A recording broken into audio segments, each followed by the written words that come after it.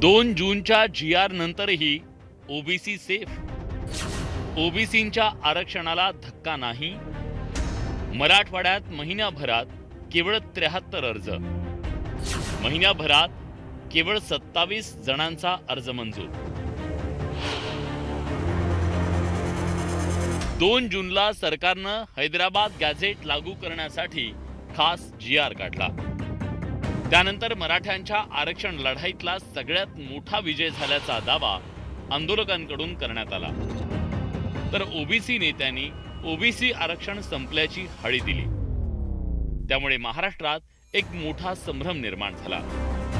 त्यावर चर्चा झडत असताना राष्ट्रीय ओबीसी महासंघाचे नेते बबनराव तायवाडेंनी आकडेवारी मांडून मराठा समाजाला सरसकट ओबीसी आरक्षण मिळालं नसल्याचा पुनरुच्चार केला. शिवाय ओबीसी नेत्यांनी बेजबाबदार विधानं न करण्याचं आवाहन केलंय. समाजाला धीर द्यायला पाहिजे की तुम्ही घाबरू नका, तुमच्या संविधानिक आरक्षणाचं रक्षण करण्याकरता आम्ही सक्षम आहोत. समाजाच्या पाठीशी भरभक्कमपणे नेत्यांनी उभं राहायला पाहिजे आणि तेव्हाच समाजाचं रक्षण होऊ शकते. समाजामध्ये भीतीचं वातावरण निर्माण करून, दहशत निर्माण करून अशा प्रकारचं वातावरण कुठल्याही समाजाच्या किंवा राजकीय नेत्यांनी करू नये. बबनराव तायवाडे यांनी हा दावा करताना काही आकडे सादर केले ते बरेच बोलके आहेत. 2 सप्टेंबरला हैदराबाद गॅझेटचा GR निघाला.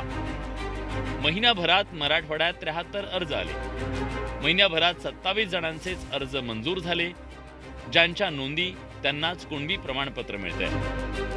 त्यामुळे मराठा समाजाला सरसकट प्रमाणपत्र वाटप होईल आणि मराठा समाज सरसकट ओबीसी होईल हा दावा खोटा असल्याचं तायवाडेंचं म्हणणं आहे. जर सरसकट मराठा जातीच्या व्यक्तीला कुणबी समाजाची प्रमाणपत्र द्या आणि त्यांना ओबीसीमध्ये समावेश करा असा जर अर्थ काढणाऱ्यांनी त्याचा अर्थ घेतला असता तर आज मराठवाड्यामध्ये 8ही जिल्ह्यामध्ये रांगा लागल्या असत्या SD ऑफिसला. चेंगराचेंगरी झाली असती की आम्हाला द्या, आम्हाला द्या, आम्हाला द्या. तशा प्रकारचं चित्र आपल्या सर्वांसमोर आलं असतं.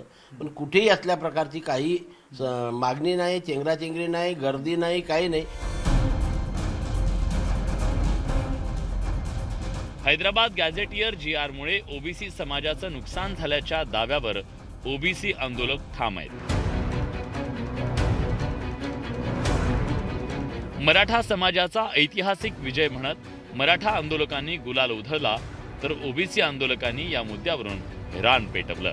त्यामुळे दोघांच्याही दाव्यातली हवा काढण्याचं काम महिनाभरातल्या आकड्यांनी केलंय असं म्हटलं तर वावगं ठरणार नाही. Bureau report, news 18 Lokmat.